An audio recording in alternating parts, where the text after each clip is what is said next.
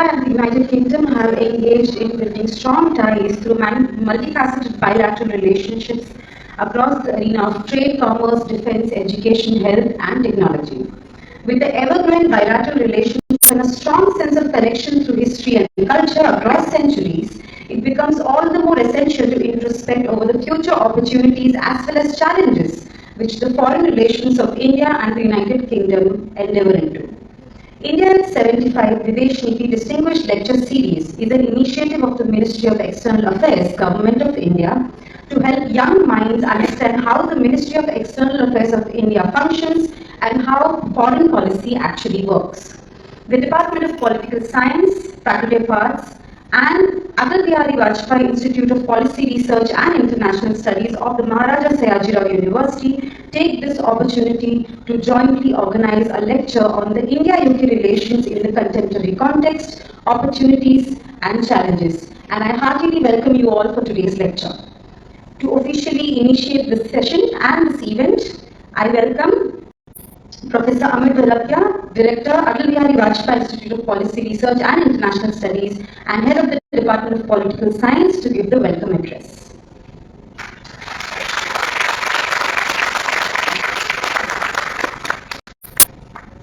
The main speaker of this Ministry of External Affairs Distinguished Lecture Series and Honorable Chief Information Commissioner of India, Ambassador Yashwardhan Kumar Sinha ji, Honorable Vice Chancellor of the Maharaja Sayajirao University of Baroda, Professor Vijay Kumar Srivastav ji, Dean Faculty of Arts, Professor Adya Saxena, Dean Faculty of Family and Community Sciences, Professor Anjali Karolia ji, faculties and students from different departments and institutions of the MS University of Baroda, members from the media and all other invited ladies and gentlemen. I feel honored and delighted to stand in front of you today to extend my very warm and hearty welcome to our Honorable Chief Guest and the main speaker, Ambassador Sinha ji, as well as to our Honorable Vice Chancellor on this occasion of Ministry of External Affairs, India at 75, Videsh Niti Distinguished Lecture Series.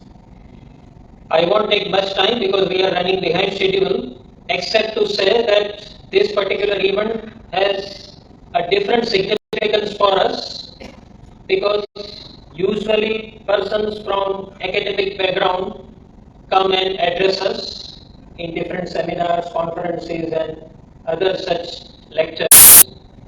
It is a very rare opportunity for our students and faculties to listen to the practitioner's perspective on India's foreign policy and diplomacy. Many a time looking at it from a distance doesn't give us the real picture, the real insight into the making and implementation of India's foreign policy. When we have somebody like Ambassador Sinha, who has held very high positions in India's Ministry of External Affairs, he has been Ambassador and High Commissioner to various countries and currently, of course, holding another important statutory commission in our country. We can very well understand that we are going to have a very insightful and erudite and enlightening lecture on India-UK relations, which has its own significance. As we know, we are part of the Commonwealth and this relationship has been multidimensional, economic, political, diplomatic, cultural, educational and many things, determined as it is by national and international trends also. And because this is a year of hosting of G20 summit by India, this particular lecture also can be seen as part of our university's efforts to spread awareness about G20 summit among our students and our faculties. So without taking much time, let me once again warmly welcome Ambassador Sinha ji, our Honorable Vice Chancellor, and each one of you, and thank him on my personal behalf and on behalf of the Department of Political Science, Institute of Policy Research and International Studies, and Ambassador University of Baroda to our city and to our university. Ambassador Sinha has very fond old memories of our city and our university. In fact, I was so pleasantly surprised about the sharpness of his memory. He visited Baroda 41 years back as a young diplomat. But he remembers Faculty of Arts building, he remembers the lawns, he remembers the Hamor Hotel, he remembers the place in Fatehganj where he had hot dogs, and he remembers many other areas of the city vividly, including the names of the lanes from where he used to pass. So sir, indeed we are delighted that you have been able to come back to our city and our university 4 decades after your first visit. And indeed this university and this city are mutually identified. We owe a lot to Maharaja Sayajirao Gaikwad for everything that he has bequeathed to us. So we are indeed delighted to have you in our midst. Thank you very much for your visit.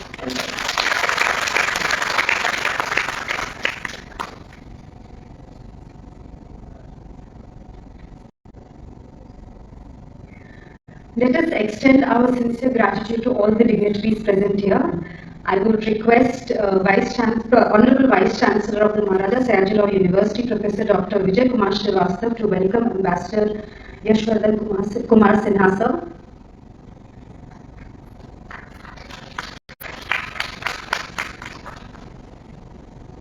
I request you all to give him a huge round of applause.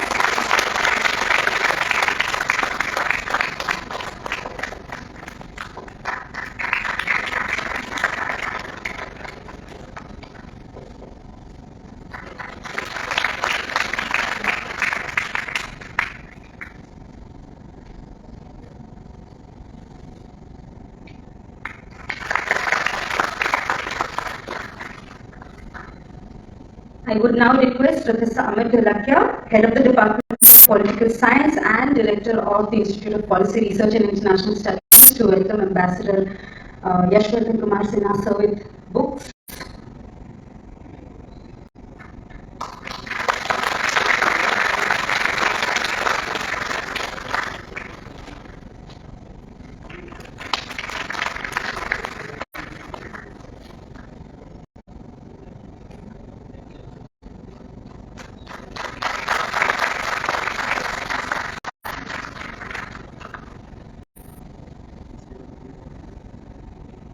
Thank you, sir. I would now request Professor Adya Saxena, Dean Faculty of Arts, to welcome Honorable Vice Chancellor, sir, of the Maharaja Sayajirao University, Professor Dr. Vijay Kumar Srivastav.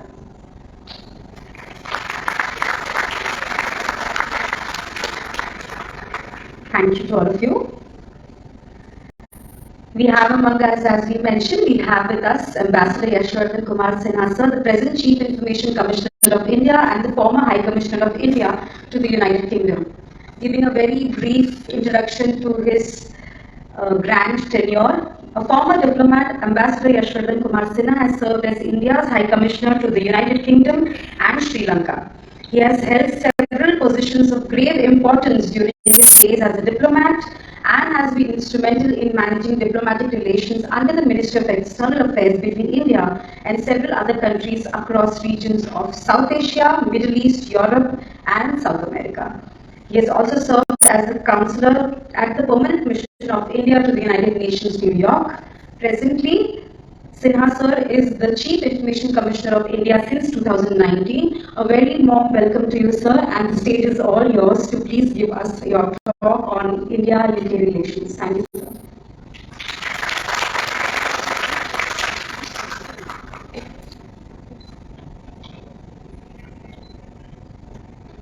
Professor V.K. Srivastav, Vice Chancellor, Professor Saxena, Professor Dholakia, faculty, young friends, ladies and gentlemen. I'm delighted to be in this premier historic university, the MS University in Baroda, as Professor Dholakia said, after 41 years. And a lot has changed in these 41 years since I last visited, when I lived in Baroda for 2.5 months. in Alkapuri at the Circuit House, and I was recounting the story of how we come looking for hot dogs and we found a stand here in the MS University. But that apart, I'm delighted to be in this wonderful, bustling city of Vadodara and of course the vibrant state of Gujarat. So much has changed in these last 4 decades since I visited, including the wonderful experience of traveling on the expressway this morning from Ahmedabad. I'd like to, at the outset, thank the Ministry of External Affairs, my former employer, and of course the Atal Bihari Vajpayee Institute of Policy Research and International Studies, the Department of Political Science of the Maharaja Sayajirao Rao University for affording me this opportunity to speak to you on a subject which I know a little bit about since my last diplomatic assignment was as High Commissioner to the United Kingdom. And the topic today is India-UK relations, I think opportunities and challenges. So I look forward to interacting with you on this subject. And I think it's important that we are showing interest in a subject like that, not only because the United Kingdom is our former colonial occupier or master, but also because of late there has been an enhanced interest in the UK and India-UK relations in the context, of course, of the unfortunate demise of the longest-serving monarch among the longest-serving monarchs in history, Queen Elizabeth last year, and of course the elevation to the throne of her heir apparent, the then Prince of Wales and now King Charles III. But more interestingly, recently, because of the shenanigans of the national broadcaster of the United Kingdom, the BBC, there is renewed interest in the relationship and, of course, the trajectory on the growth as far as this relationship is concerned. And also because the G20 that Professor Dholakia referred to, the G20 is important because G20 comprises both India and the UK as members, and India chairing the G20 is of particular significance not only in the multilateral context but also in the bilateral context of India-UK relations. Being a student of history myself, I cannot but start my talk in referring to the long, tortured history, if I could put it that way, contested history with India and UK, which, if I could have a starting point, perhaps began over 400 years ago when Sir Thomas Roe presented his letter of credentials to Emperor Jahangir, letter of credentials signed by King James I of England. And since then, the relationship has evolved. The East India Company, which was set up in 1599, got its first sort of post in India in 1612 at Surat, and then expanded as a trading entity initially, but with increasing political aspirations and territorial ambitions. So I'm not going to go into the history of British occupation or colonialism, because I'm sure all of you have read enough about it, but I want to highlight the fact because that obviously has colored perceptions as far as India-UK relations go. But then we must look ahead and see what has happened since our independence. And while we appreciate that in 1700, India contributed about 23 odd percent to the world's economy, and when the British left us in 47, it was less than 3%. We also have to look ahead as to how India has progressed in the last 76 years, 77 years of independence. So I think we must, at the same time, while keeping in mind our past history and learn lessons from history, but at the same time look ahead at how we can advance our interest in this increasingly globalized world. And the G20 obviously is an outcome of this globalized world and cooperation throughout different sectors with different countries and different partners. And UK undoubtedly remains a very important partner of India. The modern relationship rests on the sinews of very extensive cooperation across the board in perhaps all spheres of human activity, whether it is the political dialogue, the economic and financial dialogue, whether it's counterterrorism cooperation or cooperation on multilateral issues, multilateral institutions, whether it's technology, critical technology, whether it's education. It's a huge sector of cooperation between India and the UK. Science, I just passed a photograph of Professor Venkatraman, an illustrious alumnus of this university, who's now the President of the Royal Society in the UK, a Nobel laureate. And he's just, of course, one symbol of the sort of manifestation of the extensive cooperation that happens in the education and science areas, and I will talk about that later.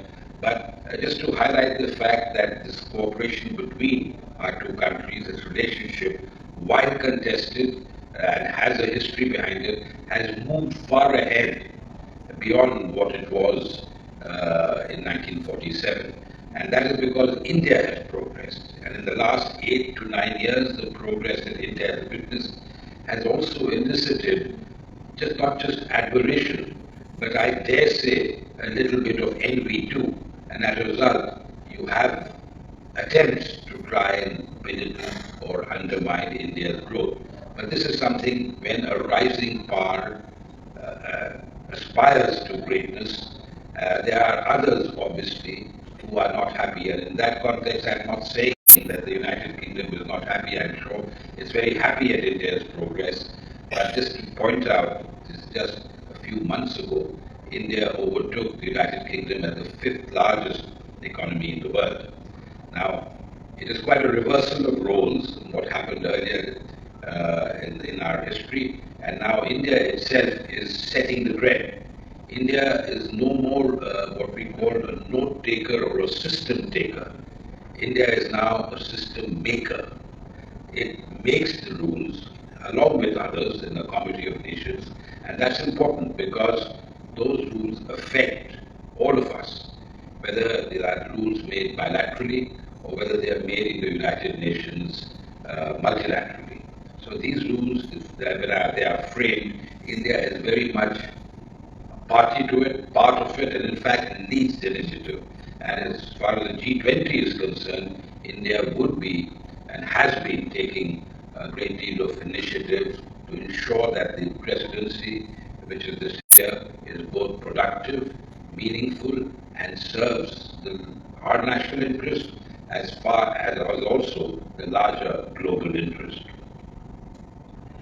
There have been very close political consultations between our countries, and I don't want to recount the visits, but you will recall that Prime Minister David Cameron came here 6 times to India, thrice as Prime Minister and thrice otherwise, because he saw very early on the significance of India. There have been Prime Ministers who have come before him, but David Cameron himself visited 6 times.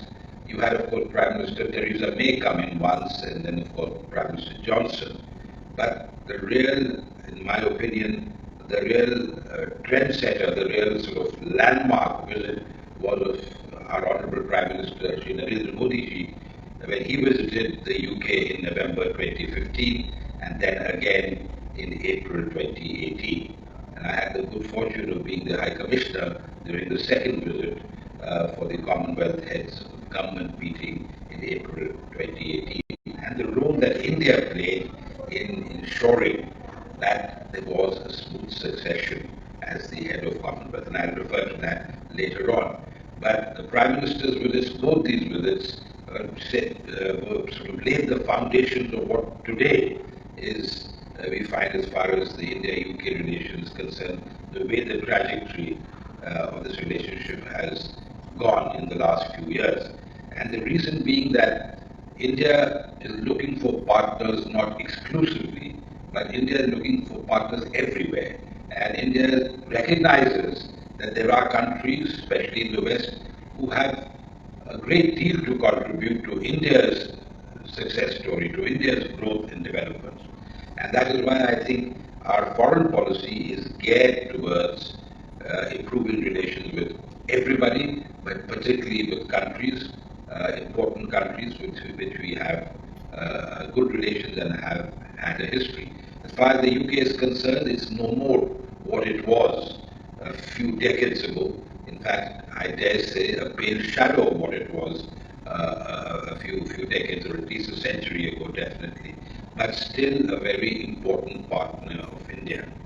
And if you go through the series of dialogues, and I will not recount them, there are a very large number of dialogues that take place between India and the UK, which are result-oriented, which has resulted in a qualitative boost to our bilateral relationship.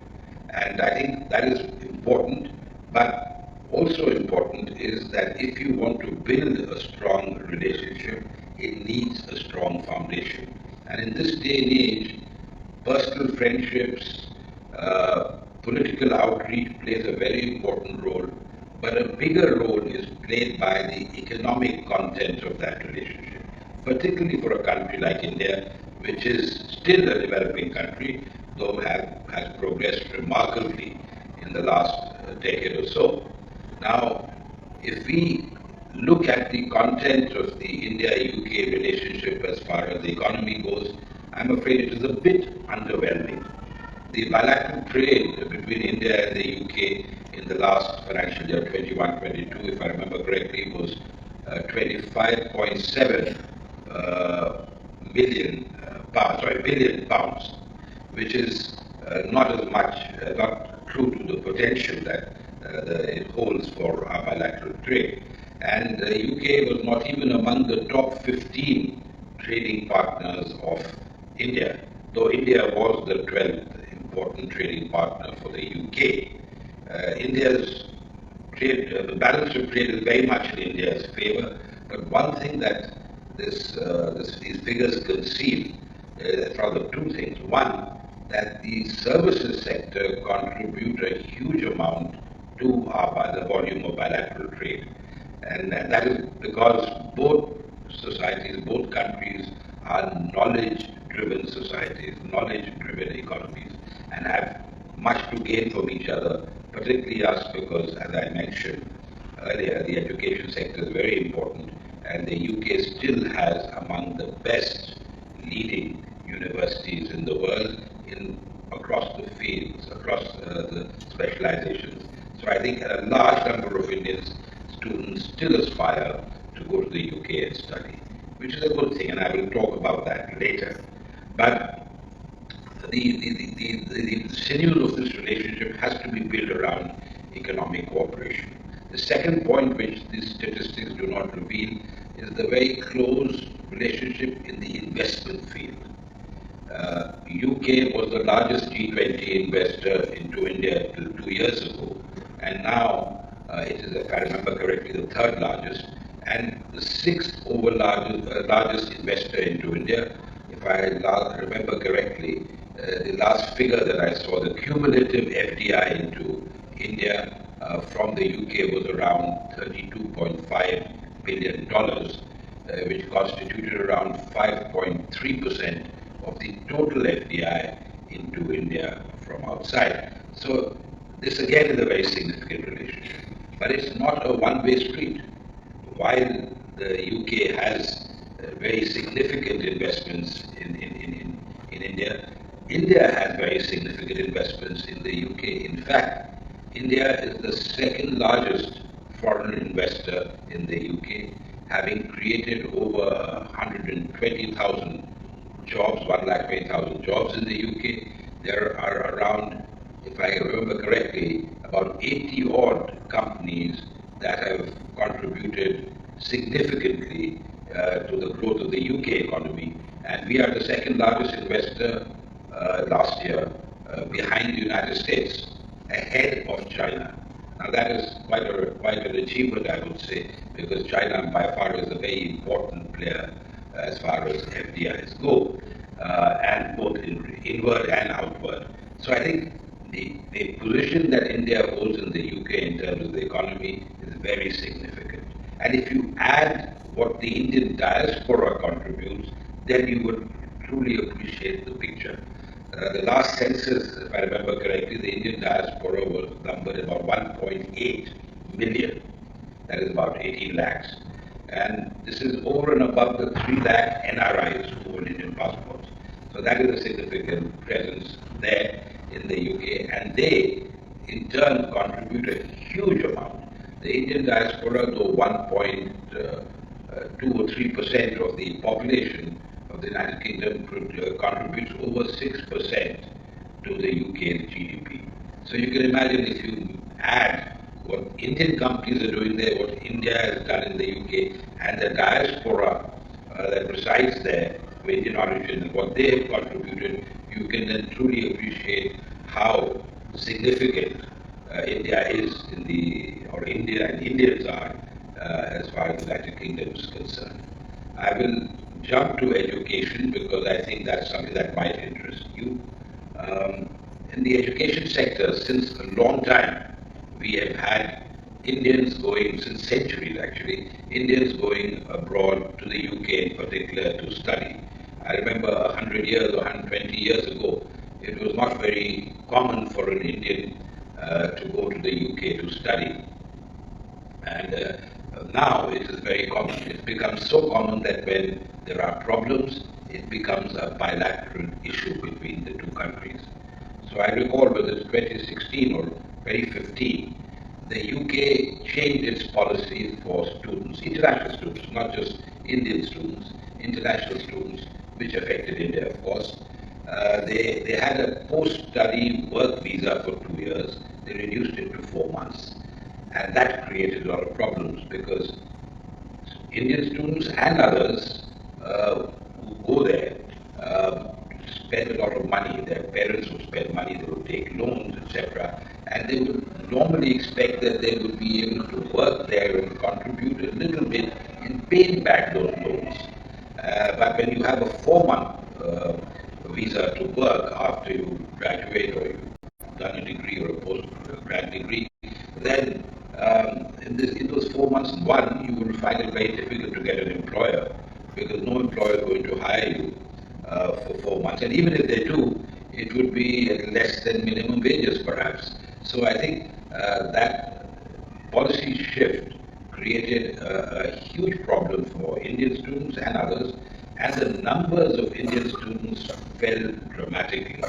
If I remember correctly, it was 30,000 admissions per year, Indian students. It fell to 14, and then further fell to 10 or 12. In fact, when I landed there in 2016, I noticed that the number was less than 15 or 14 or so, or 12 if I'm not mistaken. And the number of Indian students in Germany, can you imagine, Germany was catching up. It was 8 or 9. France was 7. And I used to tell my interlocutors that, this is what happens when you have restrictive policies.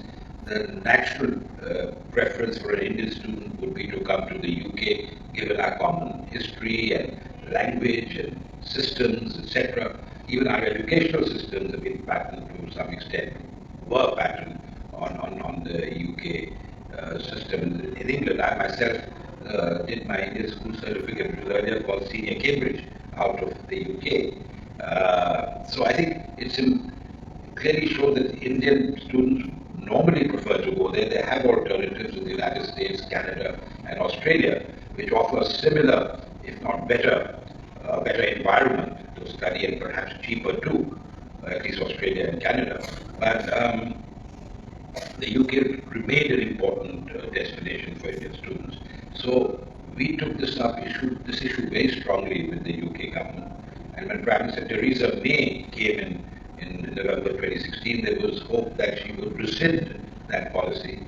But then she couldn't do that because she was the one who instituted that policy as Home Secretary, as Home Minister of the UK. So that didn't happen, but we continued. And I'm very happy that 2018, they rescinded that policy, in fact early 2019, and they went back to the old 2 years post-study work visa, which resulted in a sharp increase of Indian students.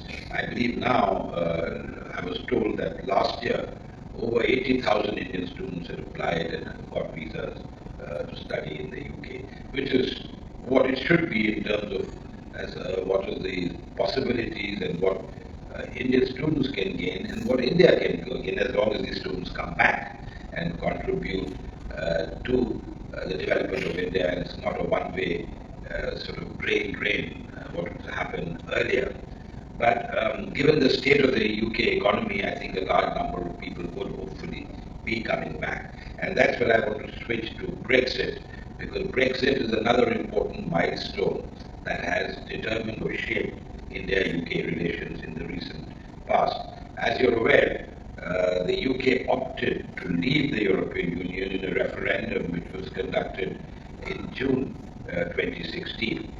And while the results of the referendum were close, the aftermath was quite chaotic. And I recall sitting at Lancaster House in London in January 2017, and Prime Minister May announcing a vision for her country of a global Britain. And I thought to myself that it was quite ironic that here the UK was receding from a multilateral, long-standing arrangement to the European Union, and now they're talking about a global Britain. And in her speech, she obviously mentioned the United States and Japan and India and China as the partners. And I was a bit taken aback because till then India was always talked about in favorable terms, but never in the league of the US, China or Japan. So that clearly showed how focused the UK wanted to, the focus that it wanted to put on the relationship with India. And this has only been carried forward by her successor, in fact built upon by Prime Minister Boris Johnson, who himself was, has been, even continues to be, but certainly as Foreign Secretary and then as Prime Minister, an ardent advocate of better relations and stronger relations between India and the UK. Of course, he would jokingly tell me that his wife, now his former wife, was half Indian, and when he landed up in India, he was allowed only 2 bottles of alcohol at the duty free, and he had so many in-laws to oblige. So why doesn't India relax the duties on spirits, which obviously is a matter of negotiation and an important point in the bilateral free trade agreement which is currently being negotiated. But the Prime Ministers of the UK had laid emphasis on a better relationship with India, but it's the Prime Minister of India, Prime Minister Modi, when he went, he really launched these negotiations, or at least laid the platform for the negotiators to launch the negotiations, because he recognized early the importance of a free trade agreement with India, with the UK, and the benefits that would accrue to India. So I think we've had 6 rounds of talks. In fact, the next round is due here in India this month. But the negotiations have gone reasonably well, except for some contentious areas. I'm not really privy to the exact details of the negotiations, but I think given the right political commitment and political support, I think we will be able to overcome any sort of hitches. And there are quite a few hurdles. In fact, of late, there have been hurdles put by statements emanating from London, unfortunate statements. You have an Indian origin Home Secretary, which is the equivalent of Home Minister in the UK, who's actually wanting to tighten the visa regime and make it more difficult for Indians to come there. I think that's what her statements, which have been reported in the papers, reveal. I do hope that that is a temporary or a minor blip, perhaps quoted out of context, but because any great deal with the UK has to include greater mobility between the professionals of both the countries. Students are included, obviously, professionals in various sectors of benefit to each other. During COVID, the UK fell short of nurses, paramedics, and doctors, and they had informally put quotas on Indian doctors coming there, because Indian doctors comprise over 20% of the national health scheme, the NHS scheme in the UK. But when the need arose, they relaxed that ceiling, and a large number, well, quite a few, not a large number, but quite a few Indian medical professionals went to the UK. An example of how it's a win-win situation for both countries. But then the UK is still mired in that philosophy of closing borders, of leaving the EU, of lessening dependence on foreigners. Just recently I read an article, I think it was The Economist if I'm not mistaken, on how the farm sector in the UK is suffering because the East European farm workers have gone back, and there is a problem that they are facing. So I think in this globalized world, interdependence is something that is quite common, well known, and we need to rise above our narrow parochial concerns and look at how we can benefit each other. And that has been the aim of the India-UK FTA. And I think the negotiations are heading in the right direction, as I said, and I do hope they can be concluded soon because we ourselves are not very forthcoming as far as free trade negotiations are concerned. We don't have too many FTAs, and I remember what happened or what has happened to the first FTA we signed with Sri Lanka a few decades ago. So I think this is also for us an important step to be moving ahead. We've already moved ahead with the UAE and just recently with Australia, and these should be leitmotifs for us to see how we can progress with the UK. Perhaps earlier we had spoken, the two governments have spoken about an early harvest mechanism or an interim trade deal. I don't know whether we can proceed down that road or whether we should, but that may be a way out in case there is an impasse in negotiations on the FTA. A bit about science and technology. I think that's a very important area that sort of joins our two countries. This is the sort of cooperation which is a win-win situation for all our countries. And I wanted to sort of mention two particular aspects. Thank you, sir, for your very erudite and lucid lecture, which sketched out various dimensions, evolving, emerging, as well as historically rooted dimensions of India-UK relationships.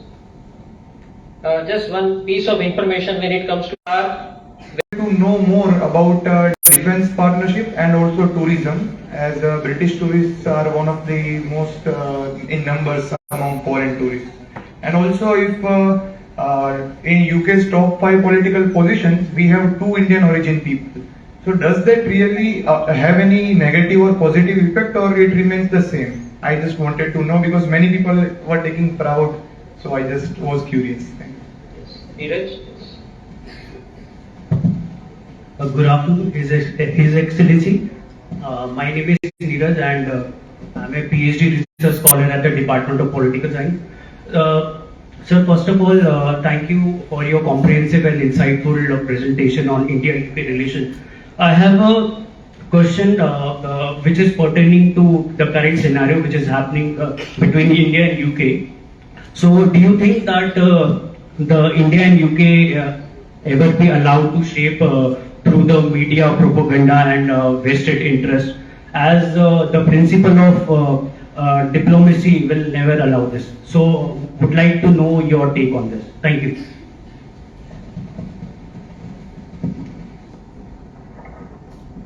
Thank you. Just to address the 3 wonderful gentlemen that you mentioned, they're all very dear friends. In fact, Professor Bhiku Parekh invited me to the Hull University when I was there to speak. He's extremely erudite and a very learned personality. And Lord Meghnad Desai, I was there he was responsible, the head of the committee for Mahatma Gandhi's statue at the Parliament Square, and again, a dear friend. And the last but not the least, Karan and I share a long history. Our fathers served in the same regiment of the Gurkhas and the Indian Army. So we've known each other for a long time, and he's the Chancellor of Birmingham University.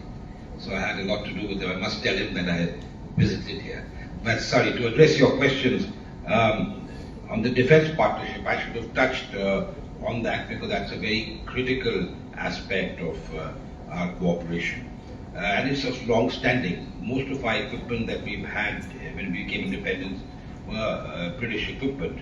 Now, not so much, obviously, but even then, in our current Atmanirbhar philosophy of trying and especially in the defense sector, it's very important. And it's Prime Minister Modi who has taken that initiative to make in India for the defense sector, but all the sector, but particularly for the defense sector, because we are so dependent on imports that it actually compromises our position many a time and could jeopardize a military situation, God forbid. So I think this whole initiative is where UK wants to be a partner, and a company like BAE Systems, for instance, has been here for a long time. I mean, the howitzer, the M777 howitzer was a trilateral cooperation between a company in UK, India, and of course the United States. So the UK is very eager to participate. Earlier, their philosophy or their model was to sell, and obviously sell at exorbitant prices because defense equipment doesn't come cheap. But now with India's priorities changing, they are adjusting to our priorities. And we have very close defense secretary level defense dialogue, which takes place every year except for the COVID period. We have the three services have staff level talks that are held regularly. So there is this constant dialogue going on to see how we can enhance the relationship. As far as tourism is concerned, I think both Indian tourists into UK and UK tourists into India come in large numbers. There have been some problems regarding visas, particularly for Indians going to the UK. They have been restrictive in giving visas. They charge much more than any other country. The most expensive visa, perhaps, of any major country is the UK visa. It takes a long time, and it's particularly after COVID, the rush. But having said that, there's still a large number of Indian tourists going there. And as far as India, the foreign tourists coming into India, we had started the visa on arrival initially, and then the e-visa. The visa arrival was substituted by e-visa, and that was extended to, if I remember correctly, 156 countries. So much so that when I was in the UK, my consular official, visa official would complain that the e-visa was cheaper than the regular visa, so people would opt for the e-visa.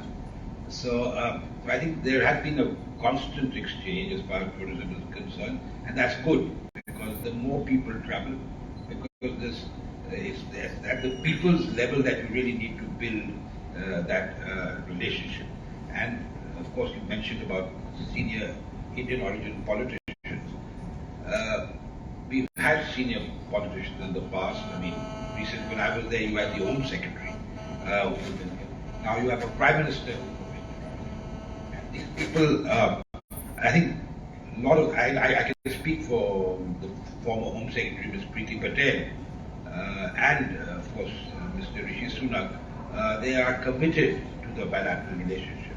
But I don't think we should have unrealistic expectations because they are first and foremost British citizens, British leaders, so they have to look after the interests of that country. Yet, since they are of Indian origin, and I know both of them personally, at least, they have a personal connect which they want to build. So if you recall, just a few days ago, when a Pakistani origin MP asked Prime Minister Sunak about this BBC interview, you know exactly what he said. Now, that is because, one, of course, he believes that it's perhaps nonsensical, and I shouldn't use that word too strongly, but certainly he dismissed it. And that obviously comes from the fact of a better appreciation of India and of our leadership and of what we have achieved and what we will be achieving in the next few years in partnership with global partners. The second question was the media propaganda, etc. I think obviously we get, because again, I mean the world has become a global village in that sense because of social media and because of media sort of interface with everybody.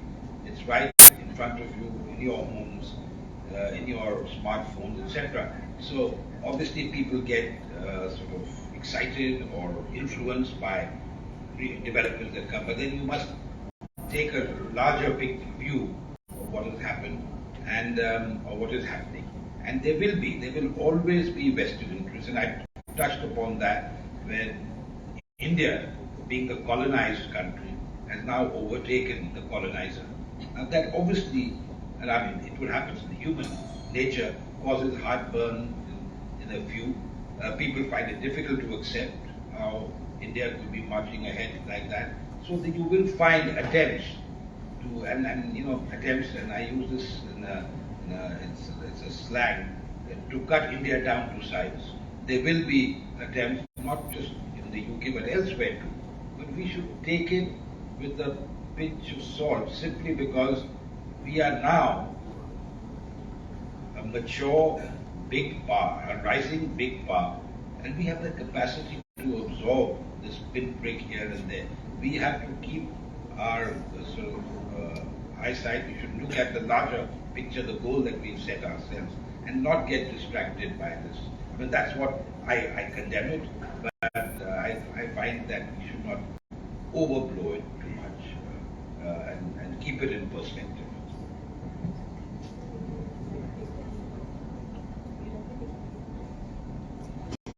We can have two more questions. Good afternoon, sir. My name is Nishant Gadvi. I study in first year of Defense Studies. As sir, you gave a brief explanation on the FTA between India and UK. But sir, what are the main reasons of the delaying FTA between both the countries? Is it the political and economic instability that that UK seen in past months? Because UK missed its Diwali deadline, which set by Boris Johnson. So, what are the main reasons behind the delaying FTA? Thank you, sir.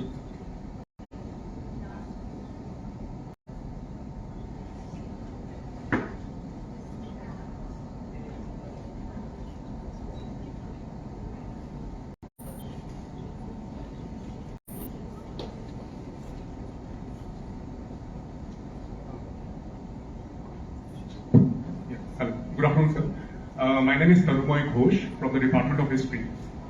So, these days there are a lot of organizations in the world, especially in the African nations and the Caribbean nations, who are asking for the colonial reparations. So, on that note, probably India is very stable nowadays, financially and economically. But the thing is, probably we don't demand colonial reparations in monetary terms. But yes, when we talk about the historical artifacts, and when I talk about historical artifacts, I don't only mean Kohinoor. There are hundreds and thousands of historical artifacts in the British Museum. So don't you think this is the best time to pitch for probably a comeback of those artifacts? Especially when we have an Indian origin Prime Minister in Britain. Thank you. On the FTA first, as far as the FTA is concerned, I mean, obviously the negotiation that I said earlier, that we are not very sort of, we haven't signed too many FTAs, and we always had some issue or the other, given our own economic cycle, our own sort of level of economic growth. We obviously have to see, we have to protect our own industry too. But more than that, protection is now not the word, it's the cooperation and sort of free movement, etc. But the two issues where I feel where the negotiations are perhaps, I won't say stuck, but the progress has been slow. One is on mobility. I touched upon it during my talk. Mobility, the free movement of professionals, is something that we, have always stood for. Even in the WTO negotiations, we have been arguing for greater mobility. And that doesn't mean open your borders to everybody. We are talking about a limited category of people who can go work and come back on both sides. In fact, if I remember correctly, last year at the G20 summit in Bali, on the margins of that, I think the Prime Ministers Modi and Prime Minister Sunak at that time, they announced a young professional scheme whereby 3,000 professionals could go on a 2-year visa every year to the UK, work and come back. And it's not just Indians going there, but the British would reciprocally come to India too. But I'm not sure whether that's been implemented. I think in January they signed the agreement, but their Home Secretary, if I remember correctly, in December made some statement about not letting people come in freely, etc. So I don't know where that stands, but that was a very good initiative to try and resolve the impasse or problems regarding mobility. And this was taken at the highest level. So I think mobility is an issue which we need to look at and see how we can sort of ensure that it's a win-win situation for either. And don't forget that the UK left the European Union on the issue of migration, of uncontrolled migration, people coming in to work. But I think the reaction was extreme because they took a step which was extreme, because now their economy is suffering, because those same migrants who came from East Europe, etc., helped bolster the economy, whether it's in the farm sector, the hospitality, the health, across the board. So I think you need a right balance, and that is for the UK to find that right balance. But I think that's one issue that is certainly creating a problem. The other, of course, is market access. The UK has always demanded greater market access in areas of interest to them. So that is why both the countries, as part of the Joint Economic and Trade Cooperation sort of committee, JETCO, they had identified areas for both of interest to both countries to see how they could get greater access. And from the UK side, what I mentioned, spirits, alcohol, that's important for them, wine, whiskey, etc. But for them also, food items, automobiles, etc. And for us, we have areas where we are very strong and where we want easier access. So I think that negotiation is also going on parallelly. I think that should not be very difficult to conclude as long as we have an overall sort of agreement on the other aspects. So I think it's easier to conclude a deal with the UK, than with the European Union, because the European Union is now 27 countries. It was 28 earlier. With the UK, it's just one country. And though the Europeans tell us that we could not conclude an agreement with you because the UK is to stand in the way, I'm not really sure about that. And we'll see if the India-UK FTA comes about. And as I said, since we already have one with the UAE, Comprehensive Economic Partnership, we have which is recently concluded, and a limited agreement with Australia, I think we've already found a way to try and work through some of the differences and some problems that we might encounter during negotiations. I think the last thing was on the colonial reparations. I think that is a subject which has been written about extensively. I mean, the depredations of colonialism are now being appreciated more than it was earlier. In fact, in the UK, this was not really taught in schools and in high school regarding the depredations of colonialism. For them, the narrative was always how they did such wonderful things in India. But it's only later on that British historians, forget Indians. I mean, you have an honourable member of Parliament who wrote an excellent book called The Inglorious Empire in the UK. I had the privilege of releasing it there, the Royal Overseas League. But there are so many other books that have come out on the damage that has been done. Trillions of pounds, not billions, but trillions of pounds that was taken away from India alone. Forget about the other colonies. But the good thing is that slowly things are changing. If you recall, Greece had demanded the Elgin marbles, and the British had flatly refused. Now they are considering how they can, if not return them, loan them, have some sort of arrangement. So I think we'll have to look at that. And the less well-known artifacts are already being returned. When I was there twice in, I think it was Independence Day 2017 and Independence Day 2018, I got the I mean, the British government formally came on our Independence Day, say, flag hoisting, and handed over, these murtis, these idols that had been stolen from our temples, very precious idols, not only in terms of the religious significance, but also their value, and they would return it. And that's happening across the globe, US, Australia, etc. So the loot, as we call it, the word loot was coined with stealing our national treasures. Now that is slowly people are realizing that this is ill-gotten wealth and returning it. As far as the Kohinoor is concerned, it's still in the tower. Professor Dr. Vijay Kumar Srivastava. Honorable keynote speaker and chief guest of today's function, Ambassador Sri Yashwardhan Kumar Sinha ji, Dean of Arts Faculty, Professor Adhya Saxena ji, the main organizer of this event and Director of International Policies Institute, Professor Amit Dholakia ji, Dean of Family and Community Science, and all other students. Sir, today it is a matter of pride for the Maharaja Sayaji Rao University of Baroda that this essence of your experience. See, nowadays people are practicing the things. So sir is the practitioner of international policies. He has practiced all about. Entire credit goes to our Honorable Prime Minister Shri Narendra Bhai Modi ji, who is making the difficult things very easy, who is making the complex things simpler.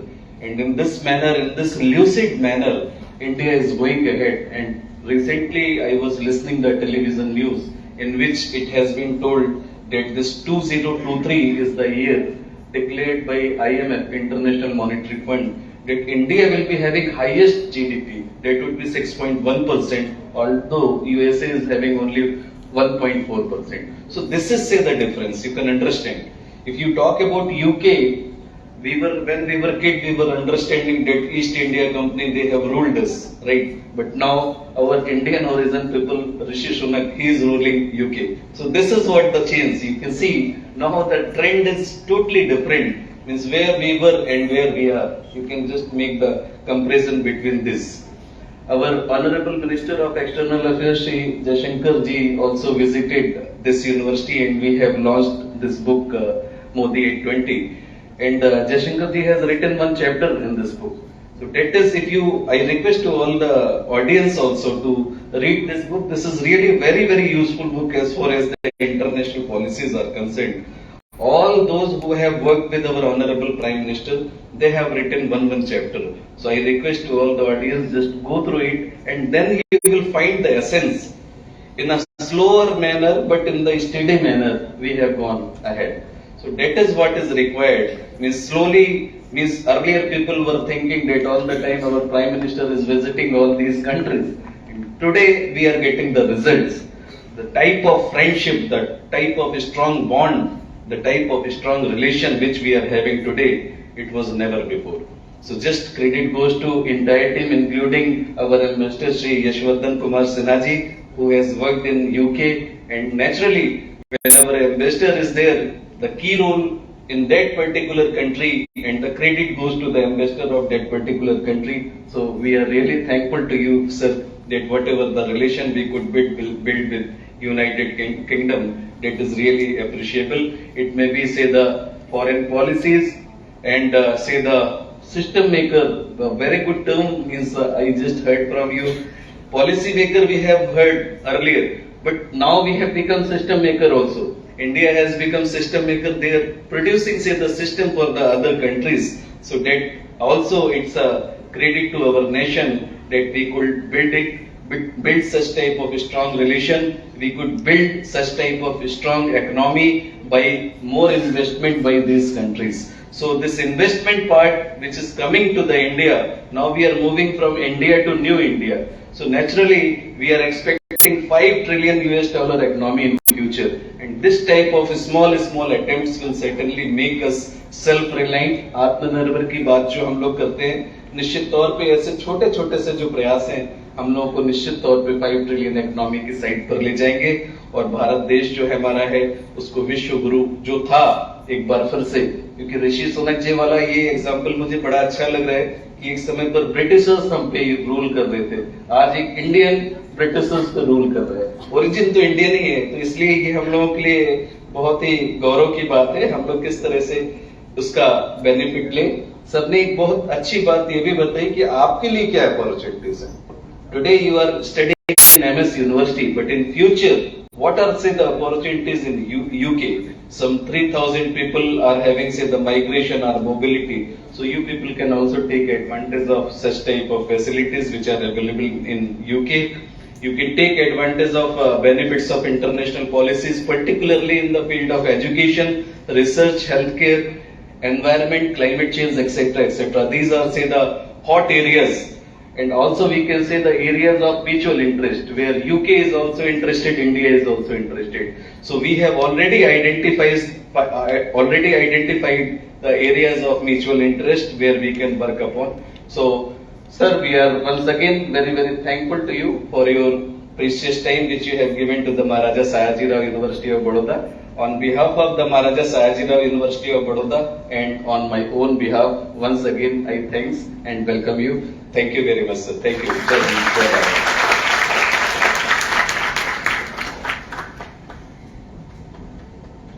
Thank you so much to all of you for being present here. Indeed, it was a very enriching session that we all had today.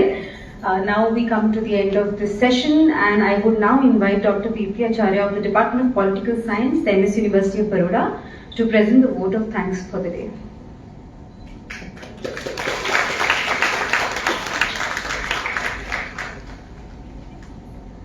Thank you, Vijayashree. Thank you so much. This is indeed a matter of pride and privilege for me to thank our chief guest today, Commissioner, Chief Commissioner, I'm sorry, Ambassador Yashwardhan Kumar Sinha, sir, I'm sorry, Chief Information Commissioner of India. Yesterday when sir was asking me that I'm going to have an opportunity to propose my vote of thanks to sir, I was very confused as I am always, and I'm having certain background of it because when sir is agreeing to come and to deliver a lecture in front of us, how to propose thanks to him, because I know that it's very difficult to propose thanks to a person who is full of experience, full of understanding, and then he is agreeing to come here. But as we all know that thanking is a process of heart, coming from one heart and reaching to the another one. I am sure that this thanks with all the confusion will reach to sir's heart, and sir will accept my full of heart thank. Thank you so much for coming here, sir. Why I am so much nervous, because I have never thought that sir will talk about so many things. I wrote many things on my paper, but sir was talking about many things. So I think that when I was listening to sir, I think that it's the contribution to the discourse of international relations and also the policy. So therefore, for me, thanking is not just a proposal, but deeply from the heart of myself. I would like to give thanks to you on the behalf of the Department of Political Science, Faculty of Arts, and the Maharaja Sayaji Rao University of Baroda.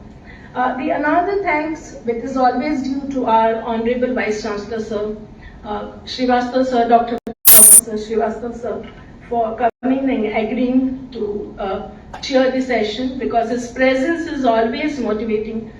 The way he is trying to conclude the whole lecture is always very inspiring.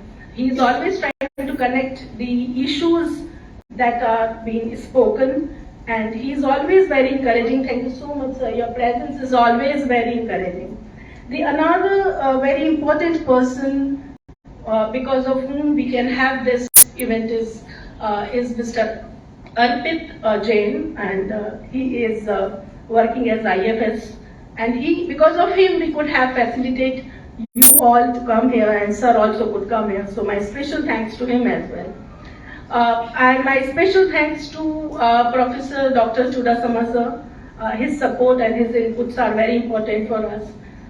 My special thanks to the media team as well, because I could see that constantly people were moving here and there. So my special thanks to them as well. My special thanks, I don't know whether, how should I say thanks to Professor Adya madam, because she is so own that it's very difficult to say thanks to a family member, because she's always getting very upset whenever I'm thanking her. And then whenever she's personally meeting me, she's saying, Dipti, tu mujhe kyun thanks karti ho? But really, madam, it's a matter of pride to have you as Dean, Faculty of Arts. In last, I would like to say many thanks to the team Aipris, because I could see that there was a bit delay and the entire team was a bit confused at how to tackle the whole thing. But thank you so much, because of Yuvraj, because of Vijayshri, because of Asmita and many more. There are lots of volunteers. I don't know their name, but I really appreciate the way you people are trying to manage the whole event. My another great thanks to the audience, to my dear students. And this thanks is not just being an audience, but you are exceptionally good, well-disciplined audience.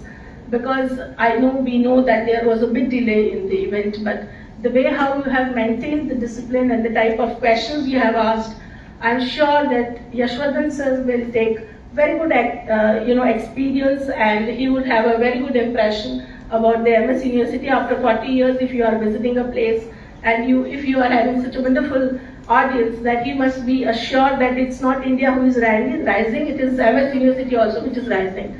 So I think that a very huge round of applause to my audience as well, because it's really very difficult to have obedient audience, very well disciplined and well questions you have asked.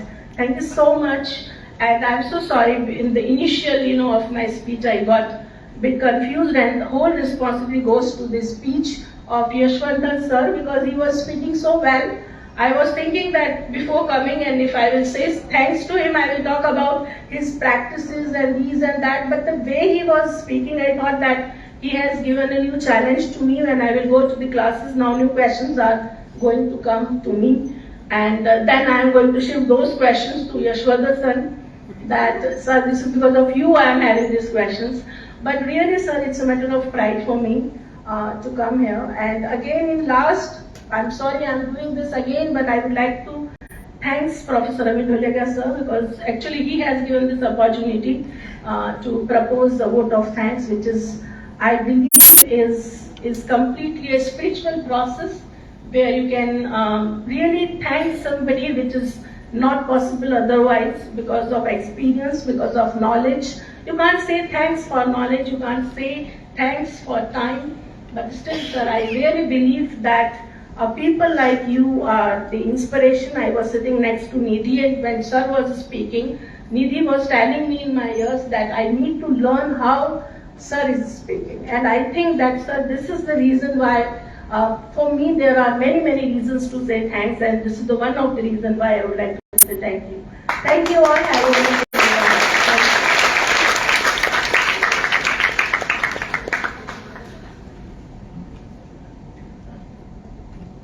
Thank you all once again on my behalf, on behalf of the Department of Political Science, on behalf of Aipris, and on behalf of the Maharaja Sayajirao University of Baroda, for coming and attending the program in such huge numbers. Now we shall have the national anthem, so I request you all to please rise for the national anthem.